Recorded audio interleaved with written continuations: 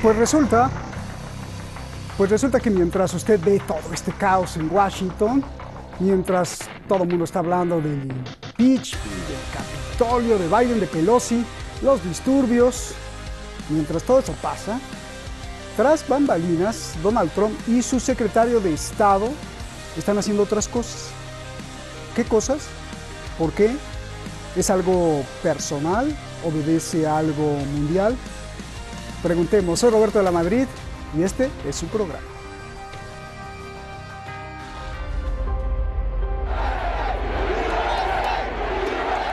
We will never give up, we will never concede.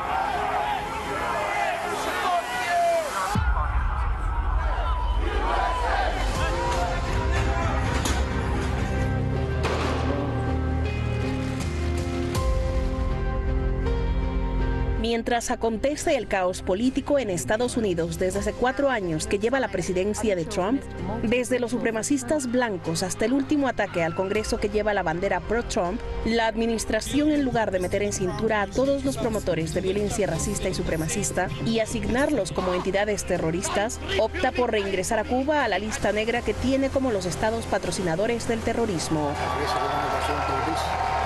Para dar una justificación legal, Estados Unidos señala que Cuba no cumplió con lo que le prometió a Obama, quien lo sacó de la lista del terrorismo, al seguir aplastando a la disidencia, que Cuba es quien tiene la soberanía de Venezuela al ordenarle qué tiene que hacer a Maduro, convertirlo en plataforma para el narcotráfico internacional, que Cuba protege a terroristas como los miembros del ELN, que fueron a los diálogos de paz y ya no regresaron, y ha negado la extradición a Colombia, que Cuba es el santuario de fugitivos de Estados Unidos. Con esto, Washington le prohíbe a la isla exportar e importar armas. Ciertas exportaciones que también mejorarían sus capacidades militares son controladas y le restringe la asistencia económica. Cuba, como otros países en esa lista, no puede acceder a préstamos del Fondo Monetario Internacional y otras instituciones globales. Todo esto se suma al embargo de más de 60 años contra el país y la campaña de máxima presión que Trump ejerció desde que asumió el poder. Con esta medida, de nuevo hacemos responsable al gobierno de Cuba y mandamos un claro mensaje. El régimen castrista debe acabar con su apoyo al terrorismo internacional y con la subversión de la justicia estadounidense.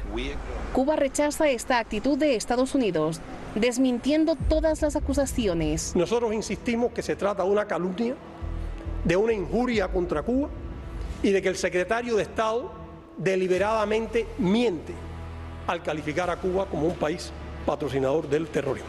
Estas son listas como la de los estados que supuestamente patrocinan el terrorismo, que son totalmente unilaterales. Cuba afirma que su constitución repudia el terrorismo y asegura que todo esto se trata de una campaña personal del secretario de Estado de Estados Unidos, Mike Pompeo, y su desprestigiada política exterior. Cuba también contesta que, de hecho, ha sido víctima de ataques terroristas de Estados Unidos y los miembros de la ultraderecha cubano-americana. Ataque que, según el representante permanente de la isla ante la ONU, ha dejado más de 3.478 muertos y más de 2.000 discapacitados.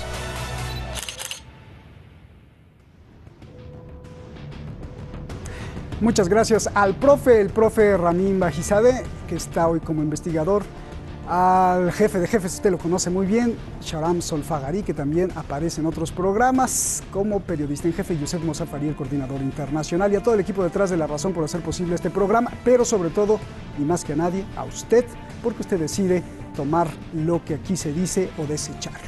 Tenemos par de haces el día de hoy, par de Carlos, sí.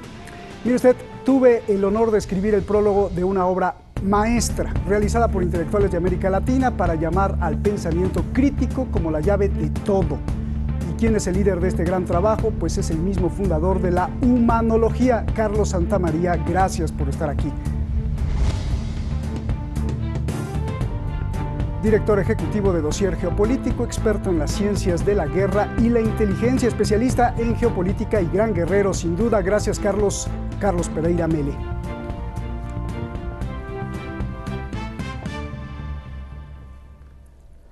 Como los dos son Carlos Pereira, comienzo contigo. Vayamos a ver directo a las motivaciones sospechosas. ¿Por qué Donald Trump lo hizo ahora y por qué no lo hizo antes?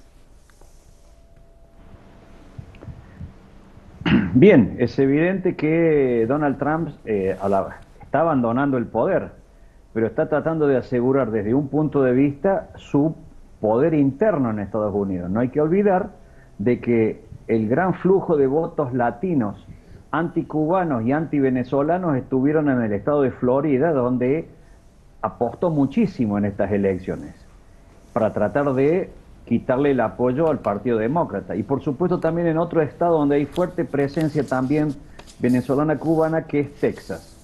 Ese es el ámbito de la política interna.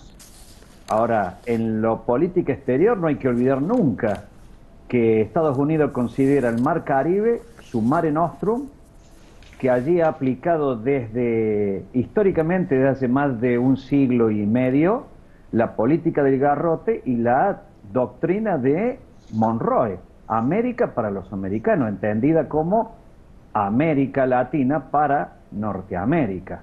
Y es allí donde debemos empezar a ver esto. Por otro lado, no hay que olvidar nunca el efecto estratégico. Cuba está a 150 millas de Florida. Cuba es una espina que tiene clavada a Estados Unidos, que a pesar de las sanciones que desde 1962, más invasiones, más atentados, más ataques que ha realizado, no ha podido doblegar al gobierno cubano revolucionario que se instaló y que continúa en el poder. Todo esto ha llevado a esta situación actual. Situación en la que Estados Unidos también se encuentra en otro momento histórico, que también eso hay que empezar ya a ir sacando la paja del trigo. Gracias, Carlos. Eso me gustó, lo del Mare Nostrum, ¿no? Aparte de la cuestión o el contexto histórico, parece o tiene nombre de antro, y eso, antro es así como un cabaret, y eso ilustraba perfectamente lo que pasa y pasaba en el Caribe. A ver, Carlos Santamaría, un gusto saludarte. ¿Por qué Donald Trump, si está preocupado por el terrorismo, no califica también como grupos terroristas a los racistas supremacistas, tanto de extrema derecha como de extrema izquierda, que han promovido la violencia en estos últimos años dentro de Estados Unidos? Por favor. Dos elementos importantes sobre las decisiones de Donald Trump. Primero, no son producto de que va saliendo. Todo esto ha sido planificado y, por ejemplo, esta primera parte, además de ser un regalo a los anticubanos, también demuestra toda la, digamos, angustia al ser derrotado en todo el mundo, Estados Unidos. Es una política de odio, y como los supremacistas hacen esa política efectiva, él está identificado. No hay que olvidar que él intenta, con esta discusión hacia Cuba, desviar su principal papel, y es que él es el máximo terrorista en el mundo. Y por último podemos decir que ese odio intenta desviar la atención para que otros sancionen a Cuba. ¿Por qué no declara realmente racistas a sus propios movimientos? Porque él lo es, en esencia, y es la gente que lo ha acompañado. No hay que olvidar que en ese, entre comillas, asalto al Capitolio, que fue simplemente una cosa muy, muy pequeña en términos proporcionales, la mayoría de la gente son blancos pobres que creían que con Donald Trump podrían hacer la supremacía de su propia raza. La explicación es sencilla. Él es racista y su gente son los que opinen, piensen y sientan de esa misma manera. Gracias, me gustó eso que dijiste, el máximo terrorista, eso no excluye que sea el único. Gracias, Carlos Santamaría. A ver, Carlos Pereira, se me hace muy curioso que el líder de los Proud Boys, esto es muy interesante, este grupo de extrema derecha que defiende y promueve violencia política, ideas fascistas, supremacistas y que apoya a Donald Trump, pues sea nada más ni nada menos que Enrique Tarrio, el líder, un cubano americano. A ver, ¿qué relación hay entre el supremacismo blanco que le gusta a Trump, los cubanos que viven en Estados Unidos y la asignación de su lista del terrorismo? Una ecuación muy interesante, por favor. Sí, es una ecuación que demuestra la verdadera alineamiento que hay en Estados Unidos. No hay que olvidar de que los exiliados, entre comillas, cubanos que abandonaron Cuba durante la revolución, la primera relación que tuvieron fue con la mafia y con la naciente CIA para organizar toda una oleada de atentados y la famosa fracasada desembarco en la bahía de los Cochinos. De ahí viene esa relación de los sectores duros del anticastrismo que está asentado en Estados Unidos y que por supuesto todo esto se imbrica en esta corriente que muy bien recién lo definió el otro compañero que está hoy hablando.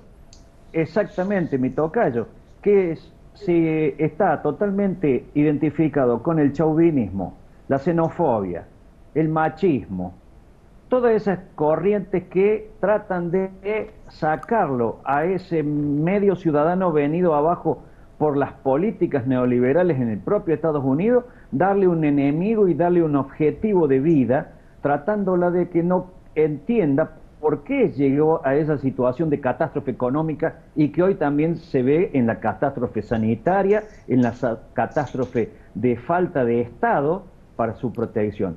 Allí es donde estos grupos abrevan, allí donde estos grupos consiguen esas masas críticas de gente y que por supuesto han tenido el visto bueno, no solamente de Trump, porque estos grupos tienen más de 100 años desde la guerra civil que han venido creciendo. Lo que pasa que cuando terminó Obama había 1000 grupos de estas tendencias casi terroristas o diríamos pro-terroristas y hoy son 1600 los grupos, armados, equipados, adiestrados por exmilitares pasados a retiro del ejército estadounidense, etcétera.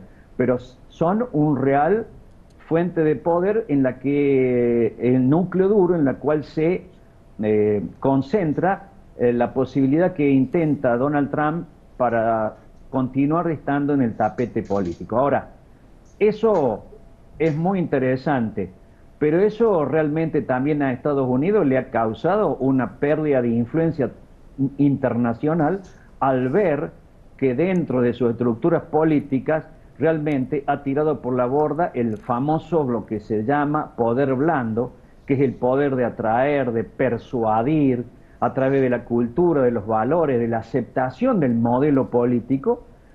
Esto lo ha tirado por la borda a nivel internacional, por eso hoy Estados Unidos es un país aislado. Digamos seriamente, sus propios socios europeos han empezado rápidamente a alejarse de este sistema. Ahora, también la gran pregunta que hay que hacerse, Roberto, es ¿por qué no habla el Partido Demócrata? ¿Qué es lo que está diciendo el Partido Demócrata sobre las últimas acciones de Pompeo y Trump? ¿Están de acuerdo con las medidas que ha adoptado? Es un tema que se debe también poner en el tapete de la discusión. Qué buena pregunta, ¿eh? Qué buena pregunta. Pues ahora le vamos a hablar a Pelosi, a ver si nos contesta. Dice, oye, a ver, habla de esto. Pues no. A ver, vayamos a los argumentos de la asignación en la lista, que es el tema central y esencial de Estados Unidos. Claro, Estados Unidos da como argumentos lo siguiente, Carlos Santamaría: que Cuba no cumplió con lo que le prometió Obama, quien lo sacó de la lista del terrorismo al seguir aplastando a la disidencia, que Cuba es quien tiene la soberanía de Venezuela al ordenarle qué tiene que hacer a Maduro, incluso le dicen hombre fuerte, y convertirlo en plataforma para el narcotráfico internacional, que Cuba le ordenó a Maduro proteger a los disidentes de las FARC de Colombia que no firmaron la paz, que Cuba protege a los miembros de ELN que fueron a los diálogos de paz y que ya no regresaron. ¿Qué me dices de todo esto, por favor? Realmente no aportan ninguna evidencia, complementando lo que dice el compañero Carlos Pereira. Claro, porque toda esta gente, Mike Pompeo, son parte de esos grupos de resistencia, pero liderazgo de derecha reaccionario, que son frustrados. Entonces no tienen la capacidad para dar argumentos con evidencias verdaderos. Primero, Cuba fue el que ayudó a que se hagan los procesos de paz en Colombia. Por tanto, ese argumento es absolutamente inválido. Segundo, ha planteado que hay presos políticos en la isla olvidando que Estados Unidos es el que acoge al máximo número de delincuentes en el mundo. Tercero, han dicho que existe, y ese es un elemento que no se da públicamente, que existe una influencia maligna de Cuba hacia el hemisferio. Entonces uno ve esos elementos que no tienen fundamento. Por el contrario, no dicen que Cuba, por ese sistema de salud extraordinario, ha sido el que está aportando médicos humanitarios a todo el mundo para luchar contra el COVID. Y por último, realmente lo que uno nota es que lo único que se destila es odio, y un elemento interesante es que declarar a Cuba como un país o una nación terrorista tiene también otras ideas malévolas. Es dejarle a Joe Biden el problema, cosa que cuando intente rehacer relaciones tendrá que superar muchos más escollos. Definitivamente no hay evidencias y la Constitución cubana es clara. Estamos y condenamos todo terrorismo, especialmente el terrorismo de Estado, que en este caso es el que desarrolla el régimen estadounidense. Oye, de todos modos, los del ELN sí no regresaron, ¿no? Eso sí, no sé. Ahí luego me dices. A ver, Carlos Pereira, el Departamento de Estado de Estados Unidos se apoya en la denuncia que ciudadanos cubanos y venezolanos opositores que denuncian que Cuba tiene todo gratis de Venezuela, que la tiene capturada y que la inteligencia venezolana está en manos de los expertos cubanos y que por eso piden ayuda al gobierno de Estados Unidos. Explícame, porque ya lo dijiste en la pregunta anterior, pero explícame a profundidad si estos opositores son como Juan Guaidó, o dicen la verdad, o son pagados, o qué intereses tienen, por favor. Bueno, ustedes saben que en una guerra lo primero que se pierde y la primera baja es la verdad. Y en este caso estamos en presencia de una guerra que se le ha instalado al gobierno venezolano, que la podemos claramente definir como guerra híbrida. Ya no es un ejército con bandera y banda de un estado contra otro estado, sino son distintas herramientas que se usan desde distintos ángulos para agredir. Y dentro de esa estructura juega un rol fundamental estos grupos minúsculos de personajes que tienen una gran aceptación en la prensa pro-norteamericana, que lanzan estas acusaciones sin prácticamente ninguna validez concreta. Ahora bien, ambas naciones están siendo fuertemente sancionadas, profundamente agredidas, tremendamente bajo riesgo permanente ambas naciones, y sin embargo vienen y nos dicen estos grupos de exiliados, entre comillas, que en la mayoría de los casos son grandes terratenientes o grandes empresarios que han tenido que salir de allí porque no podían hacer los pingües negocios que hacían antes. Entonces, esos grupos son los que instalan en la opinión pública de toda Latinoamérica esa idea de que ambas naciones son dictaduras, que ambas naciones son un peligro para la región. Y en esto coincide también el nuevo candidato que ha propuesto Biden, Juan Sebastián González, que va a ser el nuevo director para el hemisferio occidental, en la que considera que Maduro es un dictador y que se deben reducir los límites de remesa de dinero de ciudadanos norteamericanos cubanos a Cuba, los viajes a Cuba, y que por supuesto el famoso tema de la libertad de los presos políticos. O sea, vuelvo a reiterar, estamos también ante un trabajo de pinzas que la nueva administración me parece que está coordinando en algunos aspectos con esta acción que para mí no es alocada de lo que ha hecho Pompeo en los últimos días. En los últimos días, Pompeo atacó Irán, sancionó la industria metálica iraní, ahora dice que Al-Qaeda se alberga en Irán, ha roto los acuerdos que tenía para no tener tanta relación con Taiwán, o sea, inicia conflicto con China, lo ataca por Hong Kong y ataca a los bancos chinos. también ha declarado terroristas al grupo Houthis en los últimos días de Yemen. O sea, acá hay una escalada que se ha lanzado no solamente para marcarle la cancha, como se dice, a la administración de Biden. Me parece que hay una coordinación. O sea que le está haciendo el trabajo sucio Pompeo, ¿no?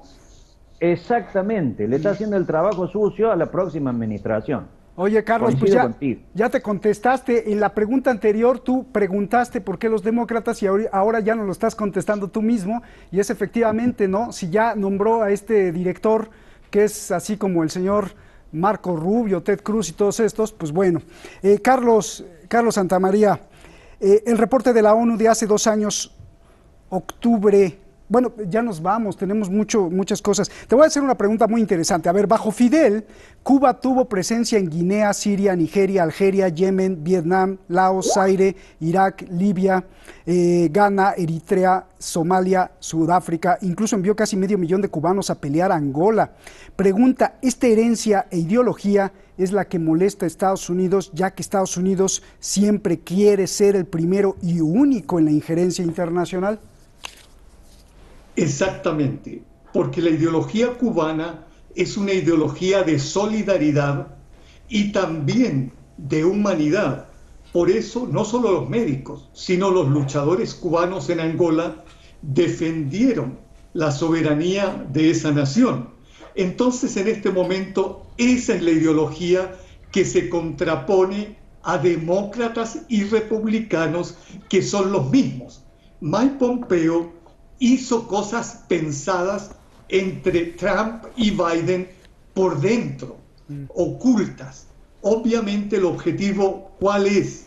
Que realmente continúe la guerra que inició Obama en su primer periodo y que hasta hoy no se ha detenido. Es la continuación de la política bélica en contra de una ideología multilateral y humanitaria que posee Cuba. Carlos Pereira, a ver, veamos a futuro, ¿cómo resolver el embargo contra Cuba? Obama comenzó a normalizar las relaciones con La Habana, le dio la mano a Raúl Castro. ¿Por qué? Es más, Raúl Castro en esa histórica foto le alzó la mano. ¿Por qué reconoció que la política de sanciones no funciona? Es afirmación y también pregunta. O sea, Obama dijo, pues es que no ha funcionado las sanciones, eso lo dijo así. Yo te pregunto, ¿por qué lo dijo así y por qué lo dijo así? También te pregunto, independientemente si es criminal, que eso ya lo sabemos, ¿funciona o no funciona el embargo? ¿Y por qué La Habana no puede comerciar con todo el mundo? 2, ¿por qué hay diferencia en la estrategia demócrata y la de Trump aparentemente? Y esto prepara la tercera pregunta. ¿Biden hará lo mismo que Obama? ¿Regresará a Cuba? ¿Estará ahí en La Habana? ¿Y se dará la mano con Díaz-Canel? A ver, por favor. Muchas preguntas para el tiempo que dispongo, ¿no?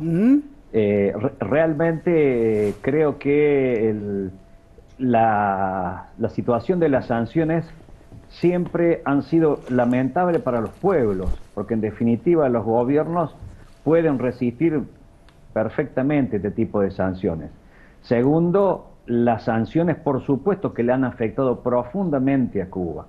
Le han afectado en su nivel de desarrollo, en su nivel de adquirir material tecnológico de punta en naciones que no eran en su momento del bloque soviético, y en la actualidad por el pánico que tienen las empresas, no pueden comprar Cuba esos productos porque temen ser sancionadas, como ha pasado con el tema del gasoducto ruso-alemán, por ejemplo. Las empresas abandonan el trabajo por las sanciones norteamericanas. Es muy complicada. Gracias a los dos, gracias Carlos, tocayos, gracias. Carlos Santamaría, luego me dices dónde comprar el libro, porque ya lo queremos ver. Abrazos. Pues han aprobado el impeachment para Trump. Bueno, ¿usted qué cree? ¿Lo van a destituir? ¿Lo sacarán a jalones de la Casa Blanca? Trump no se va a dejar, prepara arrestos para los traidores. A Trump le preparan la cárcel, o a Biden, o a Pelosi. Antes preguntábamos, ¿qué vamos a ver el día 20? Pues ahora preguntamos, ¿qué va a pasar antes del día 20? Y el reloj, tic-tac, tic-tac, no se detiene. Sigue la cuenta regresiva y la tensión en Estados Unidos crece como 2 placas tectónicas que chocan y ejercen tanta presión que están creando una nueva montaña, monstruo. qué bonita metáfora, ¿no? Mañana hablemos de esta montaña, espejismo, cataclismo, reset mundial, como le llaman otros, orden mundial o como usted le quiera llamar, pero de que algo está pasando, está pasando. Buenas noches.